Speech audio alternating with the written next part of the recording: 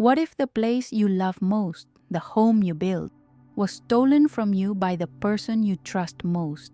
I was in Oaxaca, Mexico, and I witnessed something that showed me the cruelest betrayal of all. A son who, out of greed, erased his own mother's legacy and home.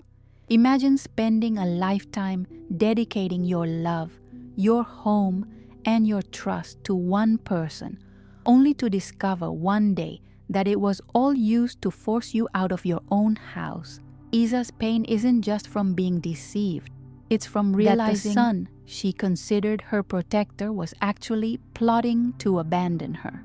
Today, I'm going to show you how a simple lie about a broken pipe became the key to a painful betrayal, and how greed can destroy even the strongest family bonds.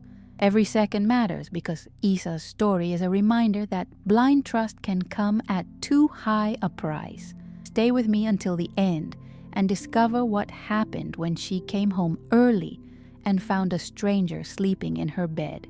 You won't believe what her son was capable of doing for profit. My name is Isabel Romero, though most people in my neighborhood just call me Doña Isa. I'm 75 years old and I live in a small coral-colored house with blue window frames in the heart of Oaxaca, Mexico. It's not much, but it's mine. The bougainvillea that climbs over the archway out front has been there for decades, planted by my husband Arturo, who passed away 13 years ago. He was a weaver, known for his steady hands and warm laugh. And this house was where we built our life together. Every corner still breathes his presence. Since he passed, I've lived alone, but not lonely. My days are quiet and sweet, tending to my plants, saying my prayers at church, and waiting for my son's daily calls. Luis is my only child. From the moment he was born, I poured everything I had into loving and raising him. I used to carry him on my back through the markets while I sold tamales wrapped in banana leaves, my hands burnt from the steam, but my heart full. He grew up, went to college, and moved to Puebla to be with his wife, Elena. Even after he moved away, he never forgot me. He called every single day, even if just for a minute, to ask how I was, to tell me he loved me. I trusted him with everything. My house deeds, my bank papers, even the little savings Arturo and I had built. To me, Luis was not just a son, he was my protector. So when he called me that morning, his voice full of urgency, I didn't question a thing. He said there'd been a plumbing disaster at his house, a pipe exploded in the kitchen, he told me, and that he and Elena needed to stay in Oaxaca for a few days while the repairs were done. I was already mentally preparing the guest room for them when he said, "Mama, it's going to be really messy with the workers. Would you mind staying at Elena's sister's house just for a little while? Just a few days. I want you to be comfortable." I hesitated for a second. After all, it's not easy for me to sleep somewhere unfamiliar, but I didn't want to be in the way. I told him yes. I told him, of course, I told him not to worry about me. Elena's sister's house was nice, but it wasn't home. Her guest room was small, and the mattress was too soft. I missed my hard pillow, the sound of the street dogs barking at night, the click of my old ceiling fan. I missed my courtyard and the smell of guayaba from my neighbor's tree that always drifted over the wall. I kept reminding myself, it's only a few days. I even laughed at myself for being so sentimental. After all, how many mothers get to help their children just by being temporarily out of the way? A week went by. Luis called every day, always cheerful. "Still a few more tiles to fix, Mama. Tomorrow should be the last day, I promise." I believed him. I always did. But something inside me, something quiet and unsettled, started to stir. That morning, I had a dream about Arturo. In the dream, he was watering the bougainvillea, but when I tried to speak to him, he turned and walked into the house, shutting the door behind him. I woke up with tears in my eyes and a knot in my stomach. I needed to go home. I decided to surprise Luis. I didn't call. I just packed up my little suitcase and asked Elena's sister to take me back.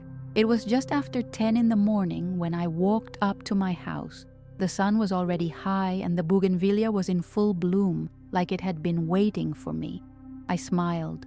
I pulled out my old key, worn and smooth from years of use, and slid it into the lock.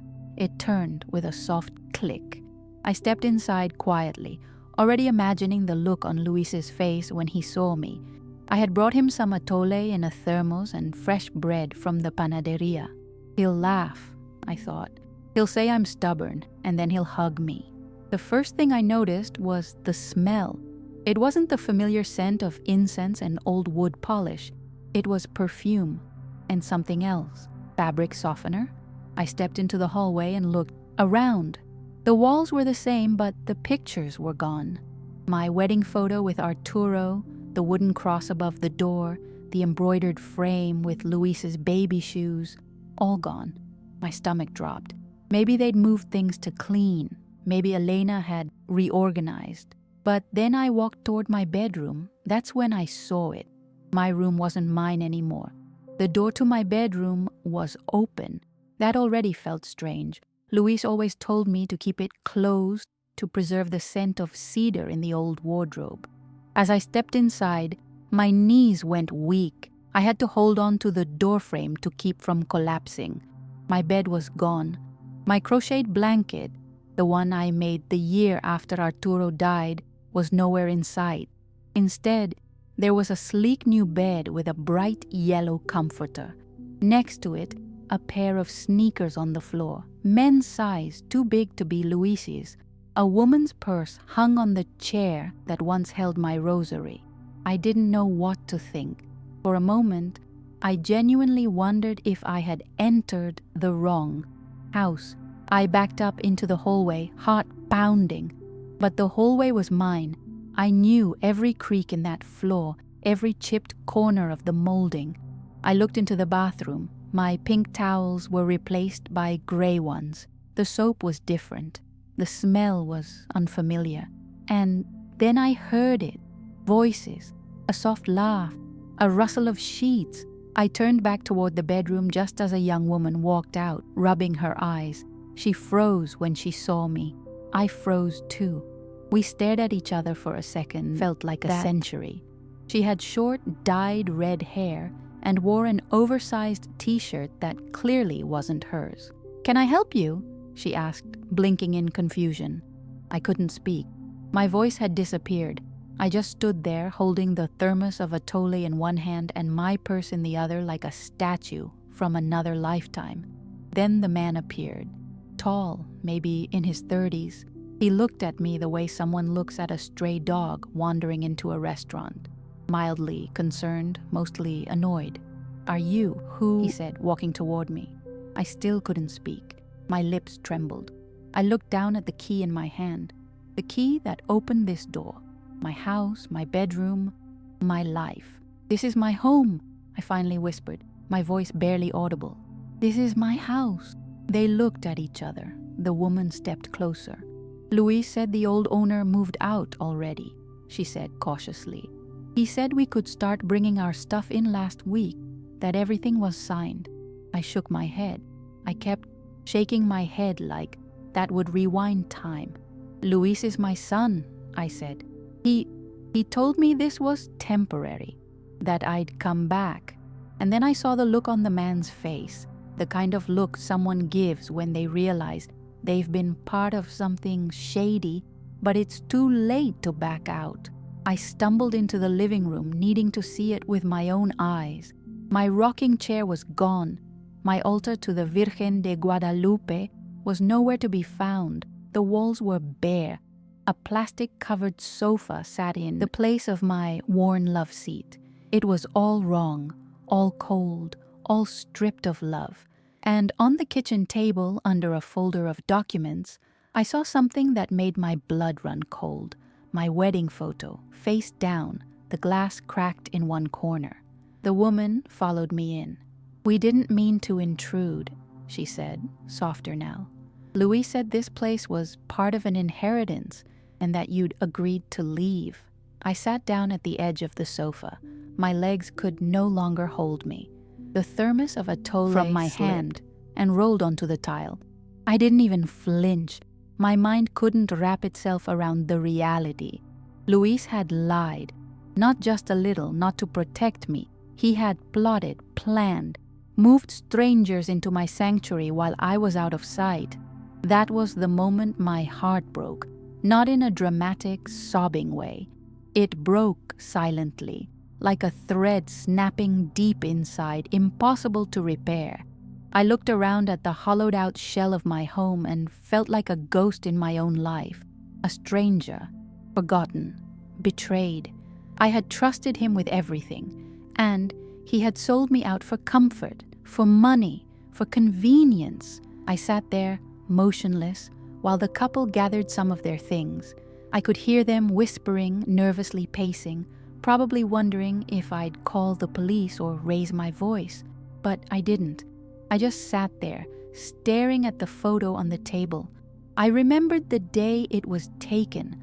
Arturo had just finished a big order for a festival, and we'd used the little money we had left to take a proper portrait. He wore his best guayabera. I wore a red dress I had sewn myself. We laughed so much that day.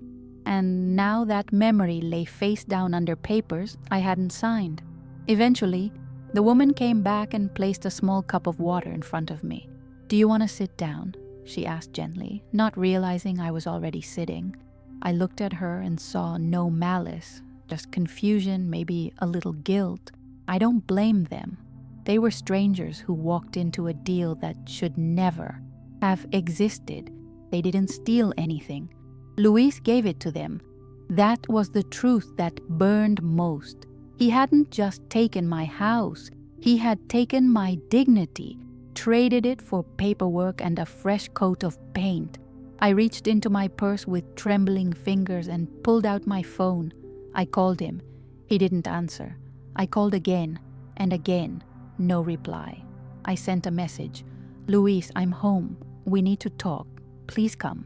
Nothing. I felt a lump grow in my throat, but I refused to cry there, not in front of. I needed air. I needed space. I stood up, slowly, knees shaking like they had aged 10 years in 10 minutes. I told the couple I'd return later, though I had no idea where I was going. Outside, the sun was blinding. The colors of my street were the same, bright blues, oranges, pinks, but they felt unreal, like a painting I was no longer part of. My neighbor, Don Teofilo, was watering his plants across the street. He waved, but I couldn't wave back. I walked. I didn't know where my feet were taking me, only that I needed to keep moving. I walked past the corner store, past the church, past the bench where Arturo and I used to sit in the evenings. My feet hurt, but I didn't stop. I ended up at the church, not by plan, by instinct. The doors were open and the smell of old wood and melted wax greeted me like an old friend. I sat in the last pew, the one I always chose, and just stared at the altar. I didn't pray. I couldn't. Not yet. My heart was too full of questions. How long had Luis been planning this? Had Elena helped him? What did they tell themselves at night to make it okay? That I was old?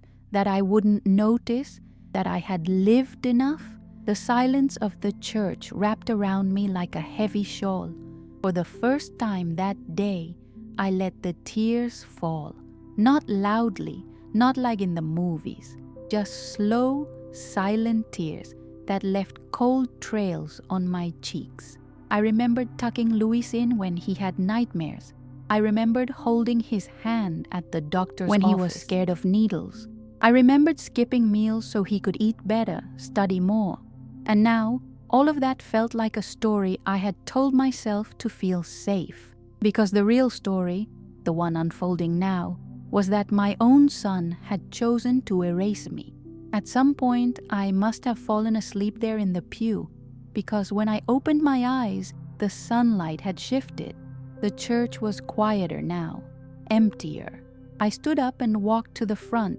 lighting a candle not for forgiveness but for clarity, for strength. I didn't know what to do next. I had no plan, no home to return to, not really.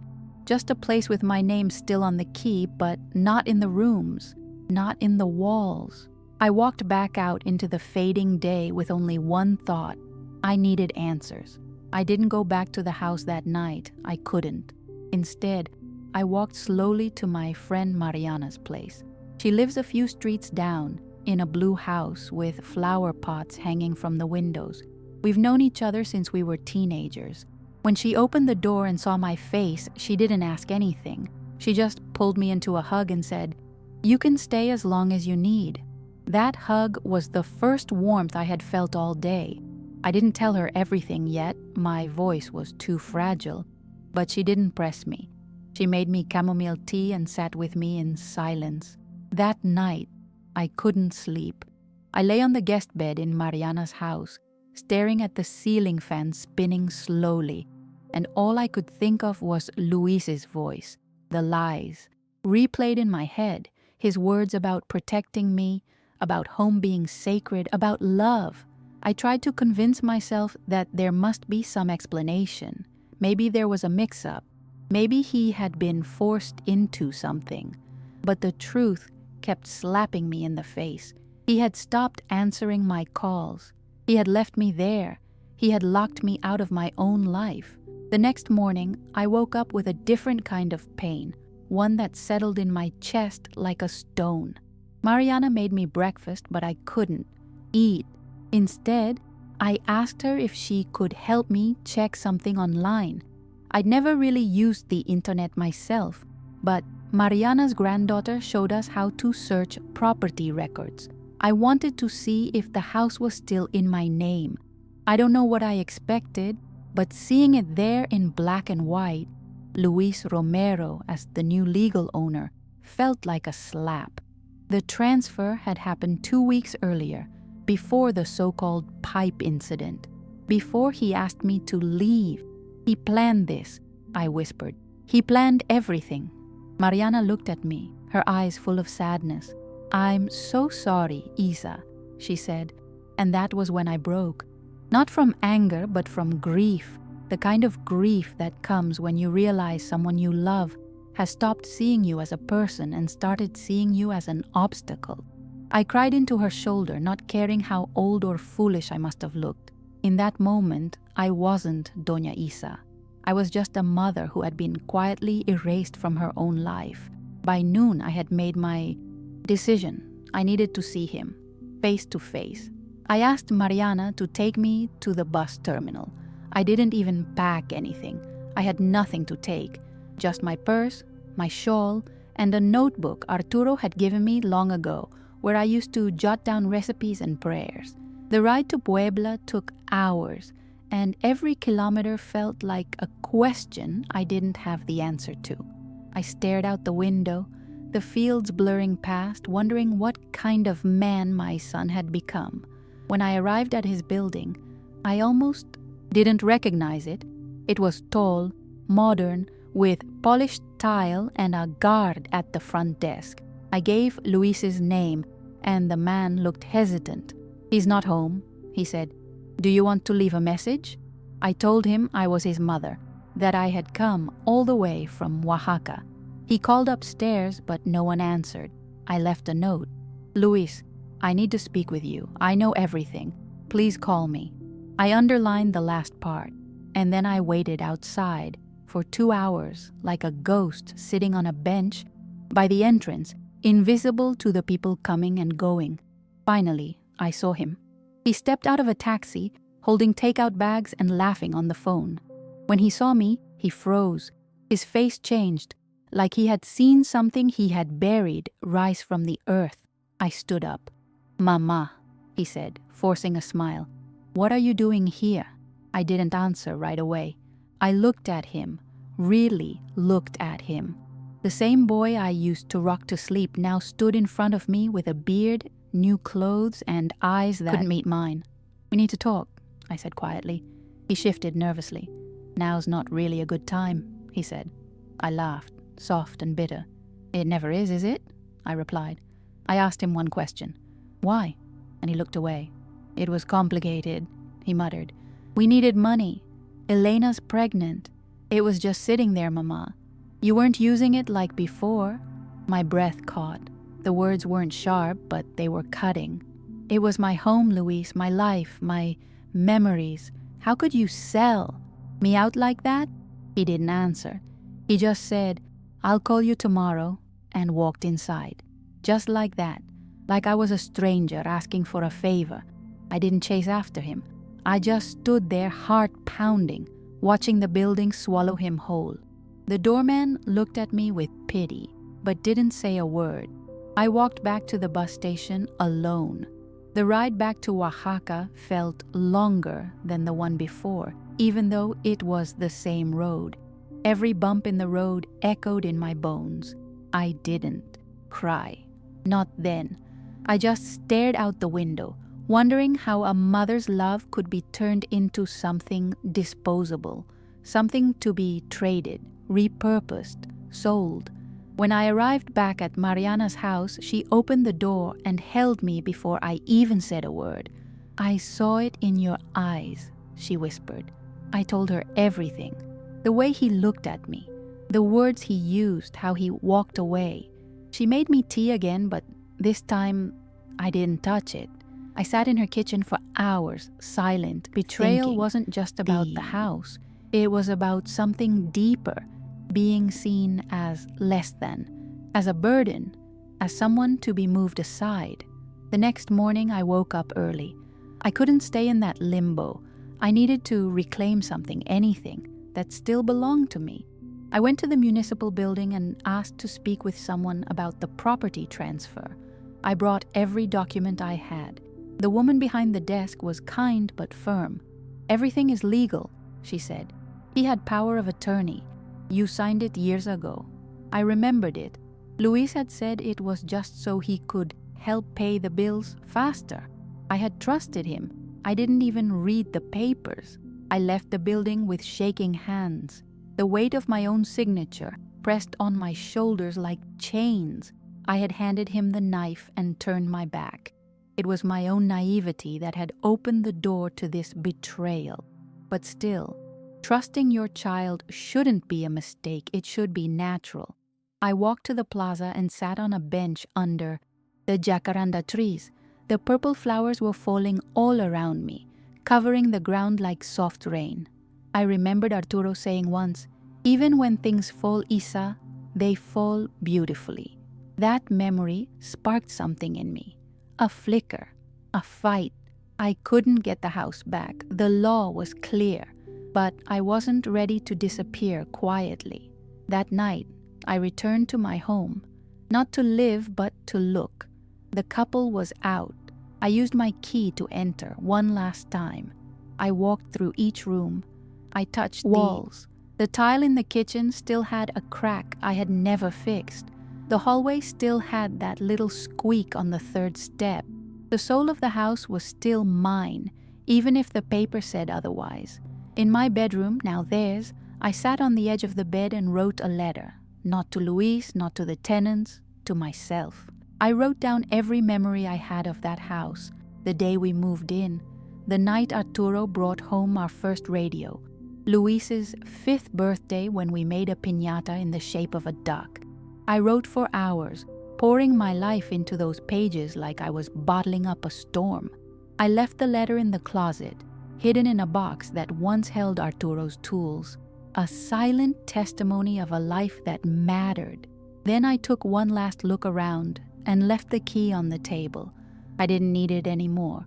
It didn't open anything that still belonged to me. As I stepped outside, I felt the night breeze on my face.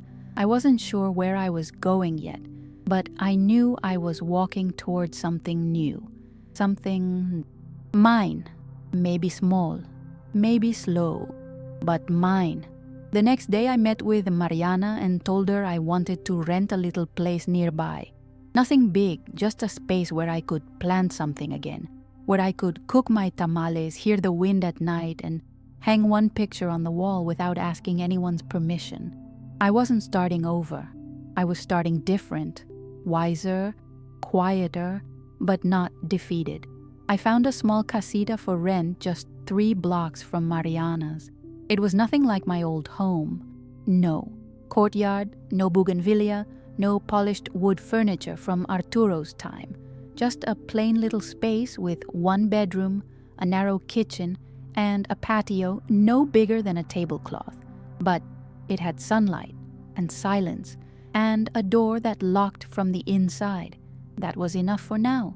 The landlord was kind, an older woman named Tere, who lived upstairs and offered to help me carry my things, though I didn't have much left to carry. Mariana helped me settle in. She brought over a small gas stove and U-pans. Her granddaughter donated a radio. I used an old woven shawl as a tablecloth and placed a candle beside a framed picture of Arturo that I had kept hidden in my purse the entire time. Slowly, the place started to feel less like a shell and more like a choice. I opened the windows, let in the scent of the street, and stood barefoot on the cold tile to remind myself I was still here, still standing. The hardest part wasn't losing the house. It was unlearning the habit of waiting for Luis's call. For over 30 years, I had shaped my days around his voice. When the phone rang now, my heart still jumped, but it was never him. Not a single message, not even a lie to explain the other lies, just silence. At first, that silence hurt more than anything. Then it became something else, a mirror, a reminder, the kind that says, you loved and you lost and you are still breathing. Weeks passed. I started cooking again. Mariana convinced me to make tamales for the church's Saturday gathering. The first time I touched masa again, my hands trembled. But the smell brought back something fierce and gentle all at once. I made 30 tamales that first weekend. They sold out in an hour. A few people asked if I would take orders. I laughed, almost shy. But inside, a quiet part of me whispered, yes, not because I needed the money, but because I needed to remember what it felt like to be needed for something good. One morning, as I was folding the laundry in my tiny, I heard footsteps on the gravel outside.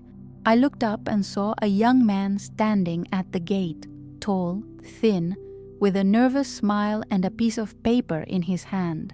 Are you Doña Isa? He asked. I nodded, cautious. He introduced himself as one of the new tenants in the old house, my house. I found something, he said, holding out the paper. My heart skipped.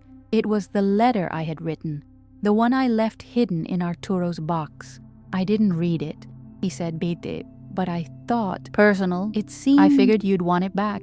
I took the paper from his hand and held it to my chest. For a moment, I didn't say anything. Then I smiled. No, I said. It's not for me anymore. It's for that house. Let it stay there. He looked confused but nodded. Before he left, he said softly, I'm sorry for what happened. I didn't know. We would have never. I stopped him with a gesture. You didn't betray me, I said. Someone else did. Don't carry his weight. After he left, I sat on the patio with a cup of coffee and stared at the empty planter beside the window. It was time to plant something new, not because I wanted to replace the old, but because life goes on, even when you think it shouldn't. I went to the market and bought a small bougainvillea, just a sapling, thin, vulnerable, but with bright green leaves ready to fight. I placed it in the soil and whispered, grow strong. Not for me, for what I had lost, and for what I still had the courage to build. That night, as I lay in bed listening to the distant sounds of the city, I realized something strange. I wasn't waiting for Luis's call anymore. My phone sat beside me, silent, and for the first time in weeks, that silence didn't hurt. It felt earned, like peace, like freedom. A few days later, I walked past my old street on the way back from the mercado. I hadn't intended to. I usually took the long way around, but my feet turned on their own. When I reached the house, I paused across the street. The bougainvillea was still blooming. though someone had trimmed it too much. The colors weren't as full. The gate was closed, the curtains drawn. It no longer felt like mine, and that, oddly, made it easier to look at. I didn't feel rage. I didn't feel sorrow. I felt distance, like a chapter I had already read and set down. I wondered if Luis ever thought about what he had done, if he lay awake at night picturing me standing in that hallway, confused and trembling, if he remembered the day he first learned to ride, a bike, and how I ran behind him, cheering like a fool. If he thought about how I used to hum lullabies while folding his tiny socks, I hoped for his sake that he didn't feel guilt. Guilt eats the soul. But I did hope, quietly, that someday he would understand the cost of forgetting who loved you when you had nothing. Back in my new home, I added a small notebook to the kitchen shelf. I started writing down things I hadn't said aloud in years, memories, recipes, pieces of advice no one had asked for. I called it my book of keeping, because even when people try to erase you, you can still keep the parts that matter. I wrote about the day Arturo proposed with a piece of thread instead of a ring. I wrote about the way Luis used to mispronounce enchiladas as a toddler. I wrote about grief and healing and the taste of mango with chili on summer afternoons. One morning, I opened my front door and found a basket. Inside, tamales wrapped carefully in banana leaves and a note that simply said, "Thank you for teaching us what love looks like." No signature. I looked around, but no one was there. I brought the basket inside and cried quietly at the table, not out of sadness, but out of something else, recognition. Maybe not everyone in the world forgets. Maybe not everyone turns their back. Sometimes kindness circles back in ways you never expect. I started seeing more of the neighborhood. I joined a small reading group at the church. I even helped Terry upstairs set up a garden box on the roof. I wasn't the same Isa from before. There was a new heaviness in me, like a scar that still ached in the rain. But there was also something else, space. Space for new things to grow without permission, without guilt. I laughed more. I stopped flinching when the phone rang. I found a rhythm again, different, but mine. One Saturday, while I was arranging flowers for the altar, Elena showed up. Just walked into the church, eyes red, hands trembling. She looked thinner, worn. She asked if we could talk. I hesitated but nodded. We sat on the stone bench outside where the sun filtered through the vines. She started crying before she could speak. "I didn't know he had transferred the house," she said. "He told me you had agreed, that you wanted to move. When I found out, I was already pregnant. I didn't know how to fix it. I listened. I didn't interrupt. She told me Luis had lost his job, had been desperate, that he had always struggled with pride, that he still couldn't look her in the eye when she mentioned my name. She wasn't there to excuse him. She was there because she carried part of the guilt too. And maybe, I thought, that was enough. Not forgiveness, but truth. A truth we both needed to say out loud. I placed my hand over hers and said, "I don't hate you. I don't even hate him. I just needed to survive it." As we parted ways, I watched her walk down the street with her head a little higher. I didn't know what that conversation would change, if anything. But I felt lighter, like something had shifted, not erased, not healed, but loosened. Grief had made a little more room for grace. A few weeks later, I received a letter in the mail. It was handwritten, and the handwriting was unmistakable. Luis's. I sat at the table for a long time before opening it. My hands trembled slightly as I unfolded the page. The letter was short, not poetic, not full of explanations, just a few lines. "I know I hurt you. I don't expect you to forgive me. I just wanted you to know that I think about you every day. I miss your voice." There was no apology, but there was something in the silence between the lines that said, he had finally felt the weight of it all. I didn't write back, not because I wanted to punish him, but because I didn't know what to say. What do you write to a son who has broken something so sacred, so quiet, that even words can't mend it? I folded the letter and placed it inside my book of keeping, between the tamale recipe and a list of Arturo's favorite songs. Not forgotten, not forgiven, just kept, because some wounds don't need to be reopened. They just need to be remembered gently, with distance. That night, I lit a candle. I whispered my husband's name and asked, as I often did, "Are you proud of me?" I hoped he was. Not because I had fought back with fire, but because I hadn't let the fire consume me. I had found a way to live again, to laugh again, to plant a bougainvillea and mean it. I had turned betrayal into a room with open windows, into a new name written on a mailbox, into stories shared over tamales with strangers who became friends. In time, the silence from Luis became less sharp. I no longer measured my peace against the absence of his voice. I found peace in the rustling leaves, in the morning sun that touched my small patio, in the echo of my own footsteps through the house I now called home. And sometimes I caught myself humming again those same lullabies I once sang to him, not with pain, but with a strange bittersweet fondness that only time can teach. I started helping at a local women's group, older women like me, some abandoned, some widowed, all looking for a place to speak and be heard. I taught them how to make tamales, and they taught me how to laugh with missing teeth and broken hearts. We called ourselves Las Renacidas, the Reborn. It sounds dramatic, I know, but it felt true. We were women who had been erased by circumstance and still chose to write ourselves back into the story. One day, while sweeping the patio, I noticed the bougainvillea had begun to flower. Not fully, not in the wild burst of color like the one Arturo planted years ago, but enough. A few brave blooms, pink and purple, pushing through the leaves. I touched one gently and smiled. Life never grows back the same way, but it grows. That was enough for me. I whispered gracias to no one in particular.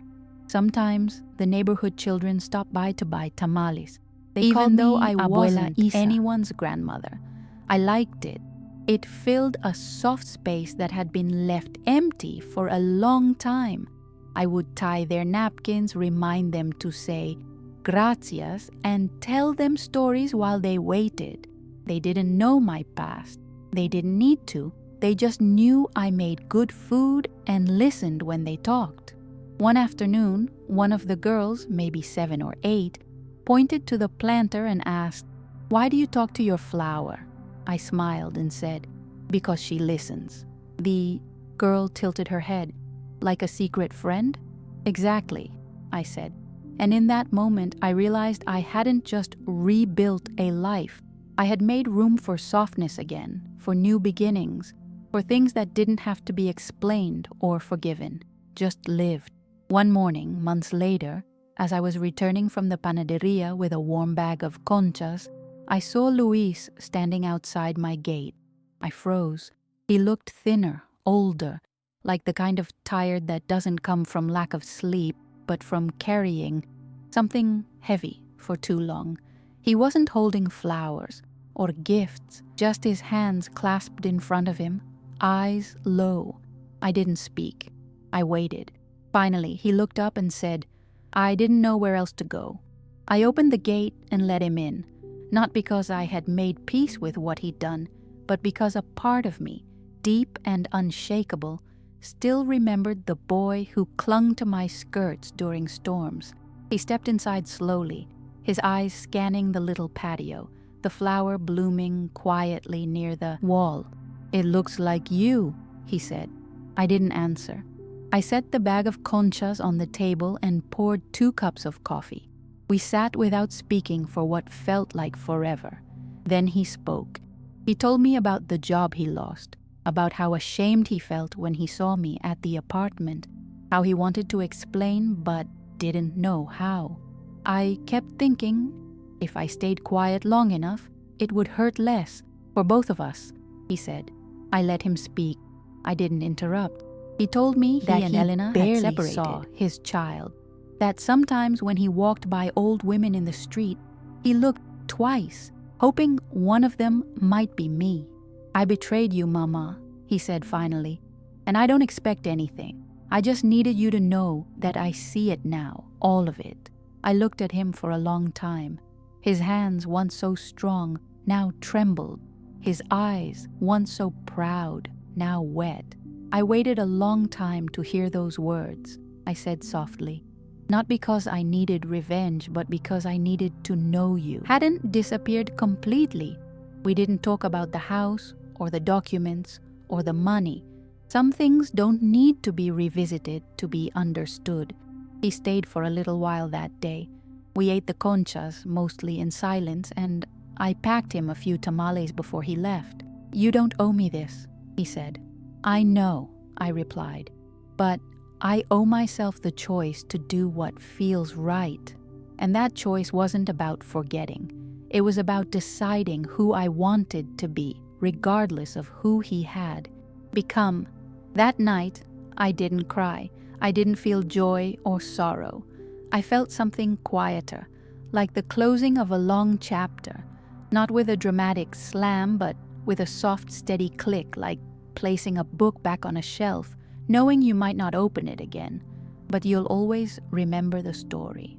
I sat in the patio with a blanket around my shoulders, looking up at the stars and whispered, I'm still here. In the days that followed, Luis didn't call, but I didn't expect him to. That visit had not been the beginning of something. It had been the end of something else, a necessary one. Sometimes peace isn't reunion. Sometimes peace is knowing you can stand in the same room with someone who broke you and no longer feel shattered. Sometimes peace is planting your own roots and letting others find their way. Or not.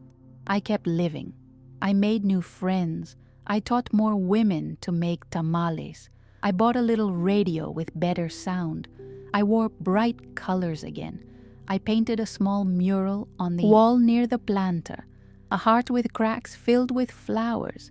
A woman passing by once asked what it meant. I told her, it means you can break and still bloom. She smiled and said, then you must be the proof. Sometimes I still wake up in the middle of the night, unsure of where I am. For a few seconds, I expect to hear the creak of my old house, the hum of the ceiling fan, the familiar steps of Arturo walking across the hall. But then I open my eyes and see the soft light from the courtyard window, the scent of my new home, clean, simple, quiet. It doesn't sting anymore. It simply is. Memory doesn't always have to hurt. Sometimes it's just the echo of who we once were, reminding us how far we've come. One Sunday morning, as I prepared coffee and peeled mangoes for breakfast, I found myself humming. A tune I hadn't thought about in years. It was something my mother used to sing while braiding my hair. I sang it aloud, not because anyone was listening, but because the silence felt safe enough to fill. That's the thing about healing. It doesn't announce itself. It arrives in moments like that, quiet, gentle, unnoticed, until you realize you're smiling at the sound of your own voice. The women from Las Renacidas began organizing workshops, cooking, storytelling, even self-defense. I taught how to fold tamales just right so they hold together in the pot. They taught me how to stand a little taller when I walk. One of them, Beatriz, once said, surviving we're not just anymore, we're creating. And she was right. There was a joy in that kitchen, in the sharing, in the small victories that had nothing to do with money or family approval, just presence, just choice. Mariana's granddaughter printed out flyers for us. Comida con corazón, it read. Food with heart. We sold tamales at the plaza every Saturday morning, and by noon, we were always sold out. I began recognizing faces, People who came not just for the food, but for the warmth, something. We were building, not a business, a community. One where old women like me weren't invisible, where our stories mattered, where our hands were still seen as valuable. One day, I spotted a teenage girl sitting alone by the fountain near our stand. She looked lost, eyes red, hair tangled like she had slept in the street. I offered her a tamal and a chair. She barely spoke, just nodded and kept her head low. I didn't ask questions. I didn't need to. I recognized that silence, the kind that comes from betrayal too big to name. I gave her space, I gave her food, I gave her time. And when she left, she whispered, "Gracias, abuela." I'll never forget that. That moment reminded me of something I had buried deep, that I didn't need Luis to come back to me to feel like a mother again. I could mother the world in small doses, in cups of hot atole, in safe glances, in listening without judgment. I had thought my motherhood ended when I was cast out of my home, but it hadn't. It had only changed shape. One afternoon, I pulled out my old photo album. Pages worn, corners curled, the glue barely holding some pictures in place. There was Luis as a boy riding Arturo's shoulders. There was our first Christmas tree made from